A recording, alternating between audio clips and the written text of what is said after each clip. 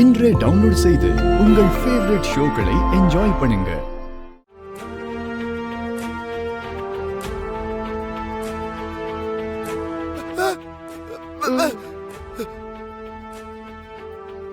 புது car madam, உங்களுக்காக தான். எனக்கா? ஆமா மேடம், மகேஷ் சார் தான் தீபாவளிக்கு இந்த காரை கிஃப்ட் பண்ண சொன்னாரு.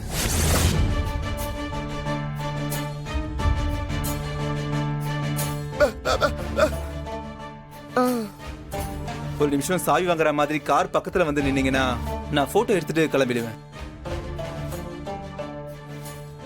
சார் போட்டோ எடுத்து அனுப்ப சொன்னாரு. யோ, மரியாதையா போயிடு. என்ன நினைச்சுக்கிட்டு இருக்க? என்ன கார் அனுப்பி விட்டா பல்லை கிழிச்சுக்கிட்டு திரும்ப அந்த ஆள் கூட வாழ்ந்துருவன் நினைச்சுக்கிட்டு இருக்கானா? என்ன என்ன அந்த அளவுக்கு மட்டமா யோசிச்சு வச்சிருக்கானா என்ன? அப்படி இல்ல மேடம். ஏய், வாய மூடு. இங்க பாருங்க, என் வாழ்க்கையை அழிச்சது இல்லாம இந்த மாதிரி காரை கொடுத்து கன்வின்ஸ் பண்ண பாக்குறாரா?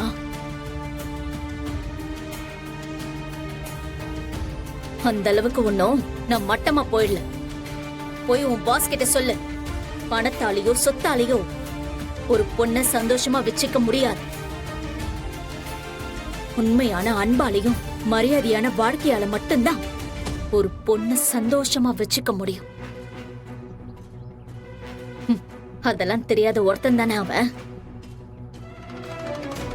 இன்னும் ஜெயில இருந்தே வரல, அதுக்கு இடையில மறுபடியும் டிராமா ஆரம்பிச்சிட்டானா?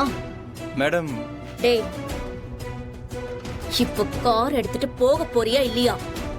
மேடம் ப்ளீஸ் மேடம், கோவப்படாதீங்க மேடம். அவரு உங்க மேல உயிரே வச்சிருக்காரு. நீங்க இந்த gift மட்டும் ஏத்துக்கிட்டீங்கன்னா. அண்ணா, அண்ணே, முருகா, என்னங்க?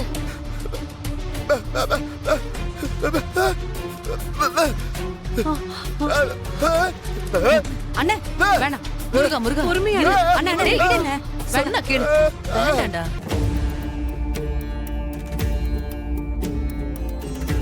சார் வணக்கம் சார். என்னாச்சு குணா?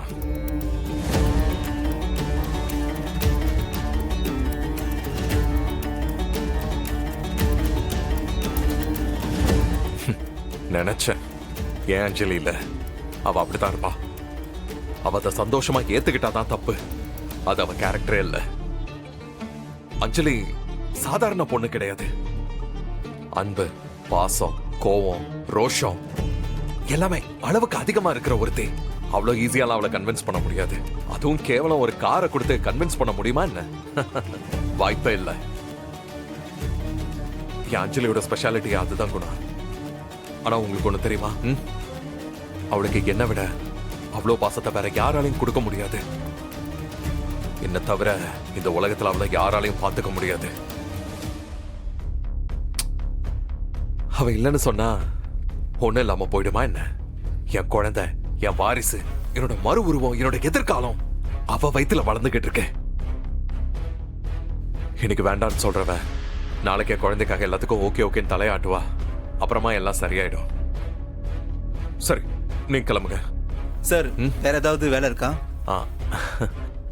வேற ஏதாவதுனா நான் சொல்லி அனுப்புறேன். சரிங்க சார், கிளம்புங்க. ஓகே சார், நான் வரேன். நான் சார் பரபரப்பா இருக்கிறீங்க. வீட்டு வேலை முடிய போதில்ல, அதான் கிரகப்பிரவேசத்துக்கு பத்திரிக்கை அடிக்க போறேன். விட்டா கட்டாத வீட்டுக்குள்ளேயே கிரக பிரவேசம் பண்ணிடுவீங்க போலியா சார்? யோ, என்னையா பேசுற? பின்ன என்ன சார், இன்னும் கால்வாசி வேலை மிச்சம் இருக்கு. பெண்டிங் பணம் கூட நீங்க எதுவும் கொடுக்கல. அப்படி இருக்கும்போது வேலையை எப்படி சார் முடிக்கிறது? முதல்ல பணத்தை ரெடி பண்ணுங்க சார். அதுக்கப்புறம் நாம இதை பத்தி யோசிக்கலாம். சும்மா வெறும் கையில முழம் போடாதீங்க சார். யோ, இவ்வளோ ரூபாய் செலவு பண்ணி வீட்டை கட்டியிருக்க, நீ என்னையா எப்படி சொல்லிட்டு இருக்க? சார், நீங்க எப்படியெல்லாம் சிக்கனம் பண்ணீங்க, எப்படியெல்லாம் செலவு கம்மி பண்ணீங்க, எல்லாம் எனக்கு தெரியும் சார். சார், இங்க வேலை செய்யறவங்களுக்கு என்னைக்காவது சாப்பாடு வாங்கி கொடுத்துருக்கீங்களா? வெறும் டீ வடை வாங்கி கொடுத்து எங்களை ஒப்பேத்திட்டீங்க. அதுலயும் ஒரு வடை தான் வாங்கி தருவீங்க. இதெல்லாம் நியாயமா சார்? யோ, வீடுன்னா அப்படிதான் ஏன் கட்ட முடியும்? நானும் பார்த்துருக்கிறேன் சார். ஆனா உங்களை மாதிரி ஏய். ஆ? என்ன ஆ? என்ன கஞ்சோன்னு சொல்ல வரியா? கஞ்சனா வாழ்ந்ததுனால தான் ஏன் இப்படி ஒரு வீட்டை கட்ட முடிஞ்சது. நீ வேணும்னா தாராளமா இருந்து பாரு. பெருசா பேச வந்துட்ட. கஞ்சனா கஞ்சன் போயா. நான் வரேன் சார். போ போ போ. இனிமே அந்த ஒரு டீ கூட கேன்சல் ஆ உனக்கு. காசை தண்ணியா செலவு பண்றவன்லாம் பொழைக்க தெரியாதவன் அர்த்தம். அது தெரியாம பேசிட்டு இருக்கான் பாரு.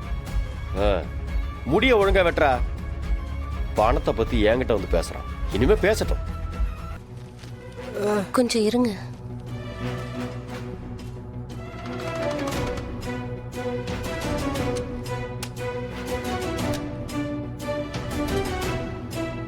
மேடம் ஒரு நிமிஷம் வாங்க. வா போய் என்னன்னு கேட்கலாம். வாண்ணா. வா.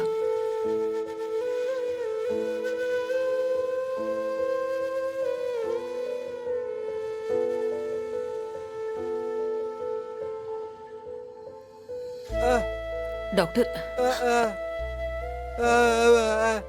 அவங்களுக்கு மைல்டா ஒரு சர்ஜரி பண்ணணும்.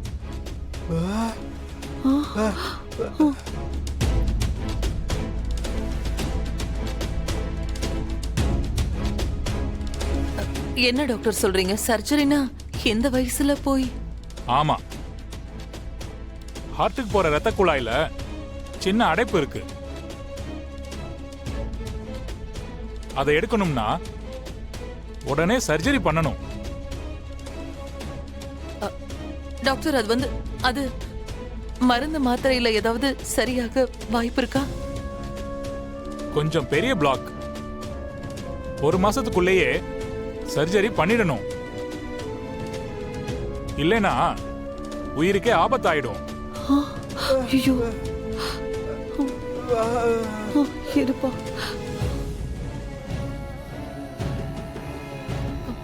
அப்படின்னா கண்டிப்பா பண்ணணும், பண்ணிதான் ஆகணும். அதுக்கு எவ்வளவு செலவாகும்? 3 லட்சம் ஆகுமா?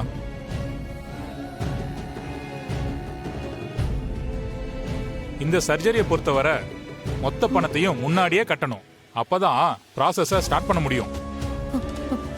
பணத்தை செலவு பண்ணா பாட்டி சரியாயிடுவாங்களா? அத உறுதியா சொல்ல முடியாது. ஆனா சர்ஜரி பண்ணாதான் இன்னும் கொஞ்ச நாள் உயிரோட இருப்பாங்க.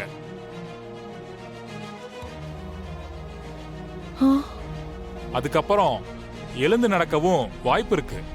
எவ்வளவு நாள்ல பணம் ரெடி பண்ணும் டாக்டர்? எவ்வளவு சீக்கிரம் பண்ணுவீங்களோ அவ்வளோ சீக்கிரம் நல்லது.